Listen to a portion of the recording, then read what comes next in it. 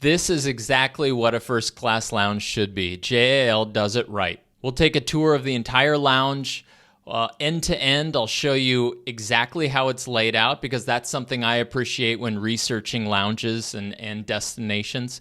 I'll tell you exactly how to get in, who gets access to this lounge, all of the different areas. We'll look at the food, we'll look at the showers, we'll look at the alcohol on offer, and the game tables, some of the literature. It's a really well laid out lounge that's a fantastic experience, and it's got some cool art and cool views of the tarmac as well.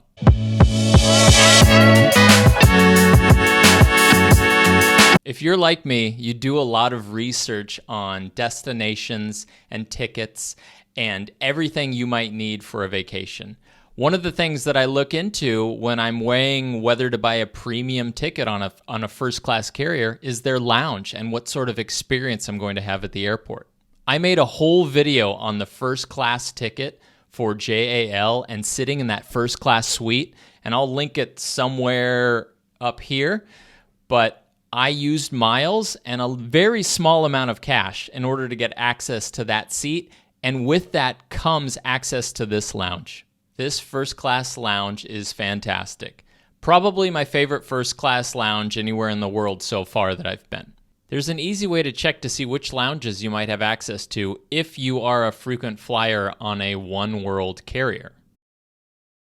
So oneworld.com right here, you're going to click on Find Lounges, and then just enter the airport code or the city of the destination that you'd like. For me, it's Haneda. Select it here and search. And then it will give you a list of all of the member lounges at that airport. Haneda has 4 lounges. I'm specifically interested in Japan Airlines, although I did visit Cathay Pacific as well. But here we go, Japan Airlines First Class Lounge. Easy as that. It'll give you all the access parameters, the hours that they're open, what they offer, and a few pictures. So you can scroll through and then you can plan your trip a little bit better.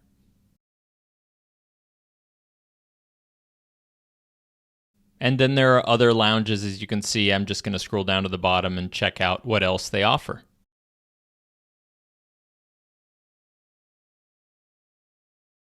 Now, there is a lounge access policy, which you can find easily on their page. I highly suggest you check it out. Also on the oneworld page, they will tell you which tiers and which classes of tickets have access to each lounge. This is walking through the terminal. Just pay attention to the signs above. The JAL lounge is very easy to find, very well marked. You take a ride up this escalator, and you're there.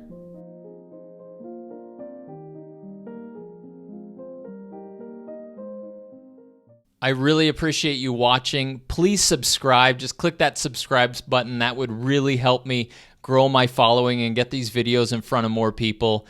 The support's been tremendous up to this point. I will say that the first impression of this lounge is that it's quite stunning inside.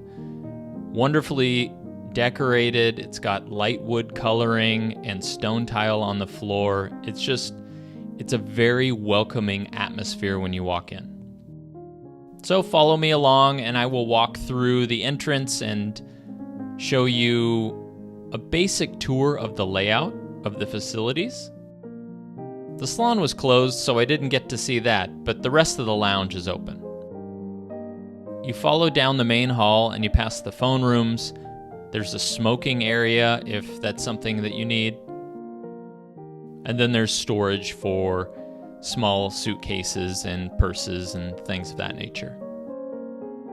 Then as you walk towards the main entrance on your left-hand side, this is another separate entrance, sort of a small business area.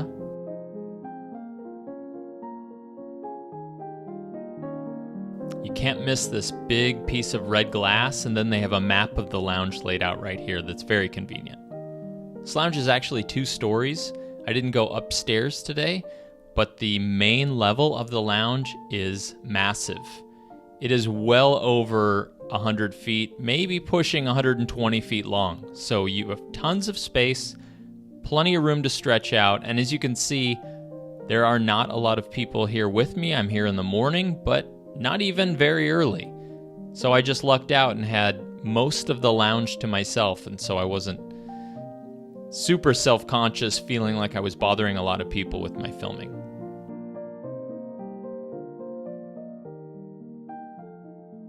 Plenty of seating and an entire wall that looks out onto the tarmac through glass windows.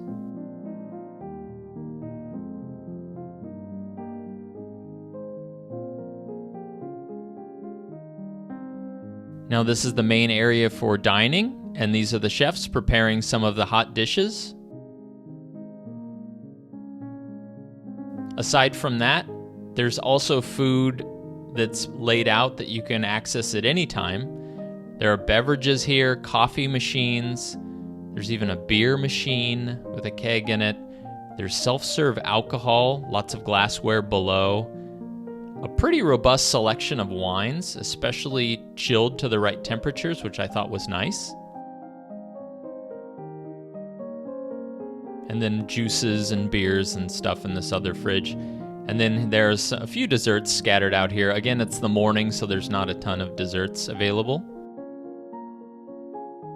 Then you continue on and keep going down the hall. And there's another section with premium alcohol. Again, self-serve, help yourself. I was saving myself for the actual flight.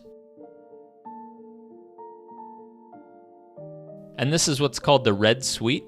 The Red Suite, designed to be distinctively and purposefully different from the other areas within the lounge.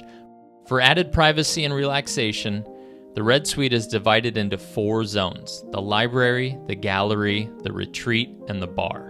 You can enjoy a rich variety of alcoholic beverages, including the coveted Laurent Perrier champagnes, an elegant selection of sake, and a range of exquisite Riedel glassware.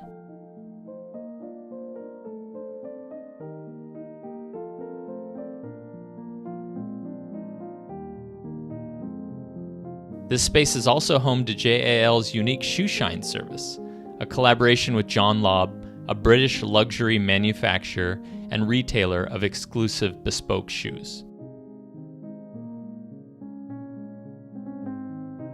The library is steeped in aviation history and culture and features a small exhibition from JAL archives, including actual pilot's bag from the 1950s.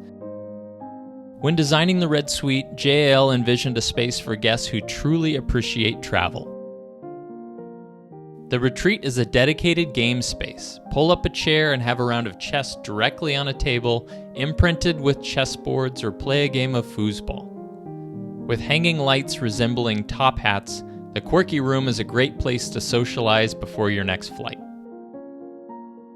Decorated with vintage suitcases and old photographs from the JAL archives, the area pays homage to voyages of the past and inspires the beginnings of new journeys.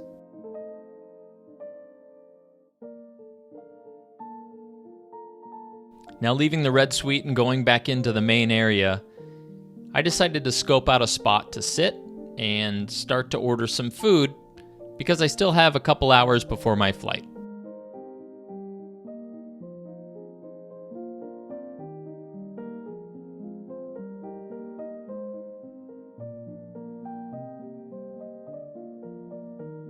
And this looks like the perfect seat for me.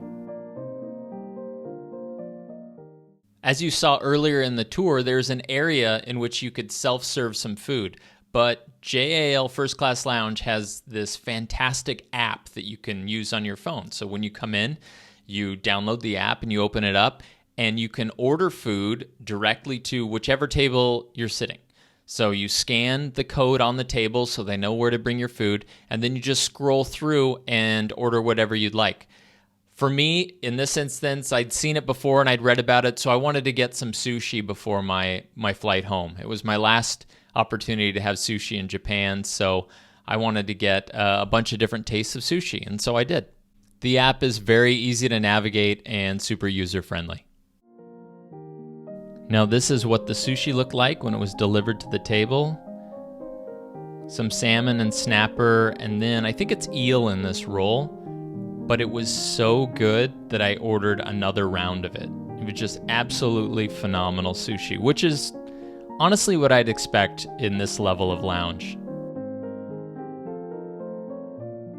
After my sushi, I got up and wandered back into the Red Room, specifically to go to that champagne area that we looked at earlier. I wanted to try the champagne and check out the glassware. Obviously, you can see here they have tons of glasses, and then they have a little write-up on the champagne. This was a little tricky to film with one hand while opening the bottle. Thankfully, they had these easy open tops. But I thought, why not? I'm here. Let's have a little champagne. Along with ordering food, the app is also the place that you get in line, in virtual line, for a shower. And so I also wanted to do that while I was here. So I put my name in the queue, and there was no one ahead of me, and went right to the shower. Now, since my shower's ready, it's time to walk back towards the main entrance because that's where the showers are. There are signs located everywhere, which is really nice. The shower and spa area is definitely a little separate from the rest, which gives it a different feel, and I really appreciate it. The inside of the shower suite's the perfect size and has everything you need, even hangers to hang up your clothes while you're showering. So I was thrilled to be able to get a shower before a really long flight. If you like that lounge video and you want to see more first-class flights or lounges, I'll link them right here.